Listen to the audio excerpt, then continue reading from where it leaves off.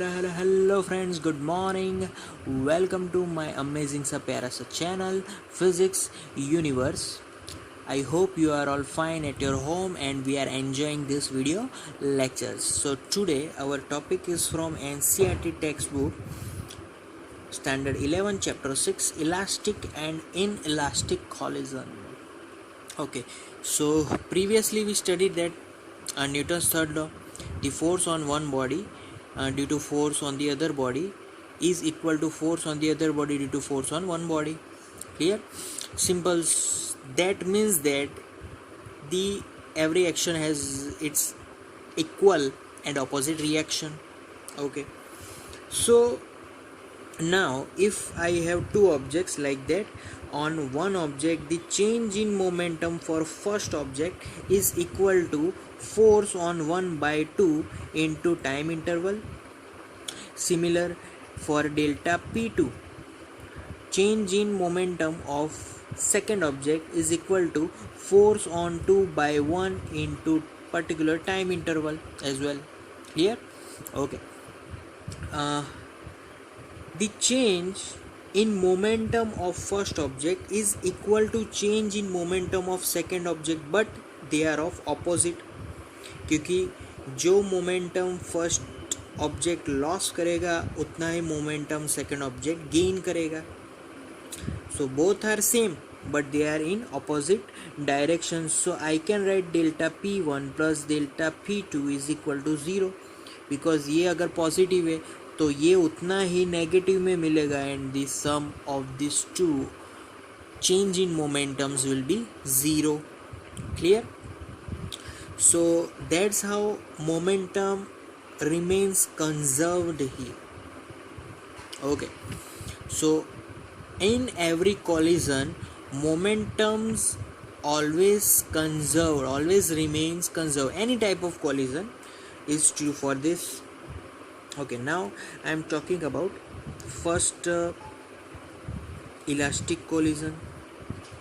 So simple, I can write for this collision momentum will be conserved but kinetic energy is not constant for particular time interval, because after collision there may be change in kinetic energy as well. Initial kinetic energy is different and final kinetic energy is also different. So this type of collision is called elastic collision. Okay, now I am talking about complete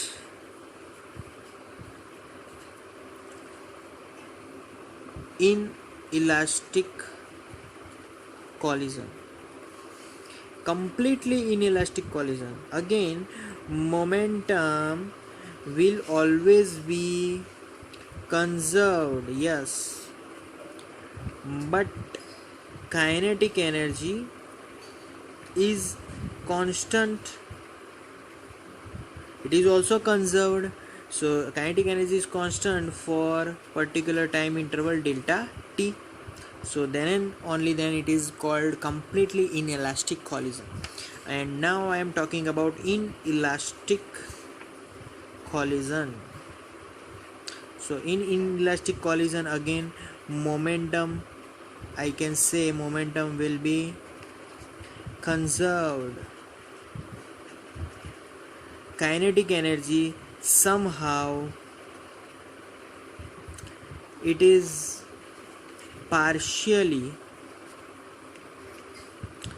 been changed. How it is partially been changed? Because we know that whenever there is a collision taken place, then there will be heat produced, sound is also produced. So initial kinetic energy may loss in the effect of heat and sound.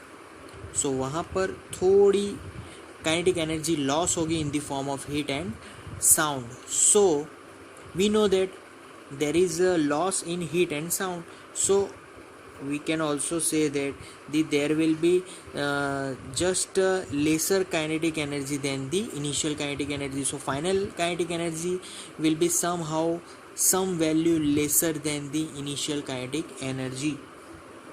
So guys, that's the topic, elastic and inelastic collision. Thank you very much to listening my video lectures till the end. That means a lot to me. Thank you very much.